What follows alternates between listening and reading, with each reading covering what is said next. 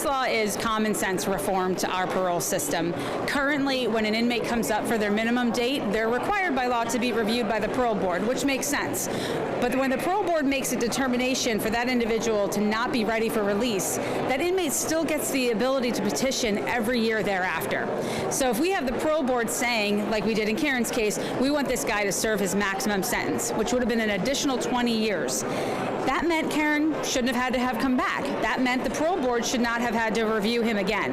Unfortunately, the way our laws are structured is he got the opportunity every year to keep petitioning the parole board. Our parole board members changed, and so therefore we started getting different decisions and different hits from the parole board, which was really frustrating and traumatizing for Karen. Karen's Law would put a 3-year stop to that. So when an offender is denied parole, they would not be eligible to reapply for at least 3 years, giving them the time to go do what they need to do, what are the reasons the parole board denied them, and giving those victims that space to feel safe and secure and not have to come through our system every year. And what is the experience that someone goes through having to come back every year? So imagine, crime victims have very little rights when it comes to the overall system process. They have the right to give an impact statement at the time of sentencing when their offender is going off to prison, and then they have this right upon consideration of release to also share their experience with the decision makers.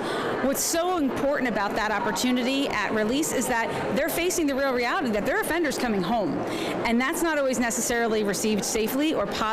There's a lot of fear, there's a lot of stress, there's a lot of anxiety. In Karen's case, her offender didn't just stop with trying to rape and kill her. He continued to communicate with her while in prison, violating the roles and the rules of the Department of Correction. So she's scared.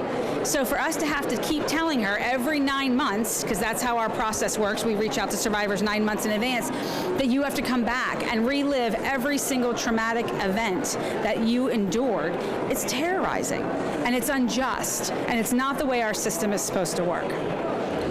About how many people are going to be affected by this if this comes into law? Who benefits? How many women? There will be thousands. So far, we have identified about 4,500 victims of sexually violent predators currently serving in Pennsylvania State Prison. We have those victims registered with the Office of Victim Advocate, and it would be those cases that would be impacted by this. So it's significant. It's a lot of survivors that Karen's Law is going to help.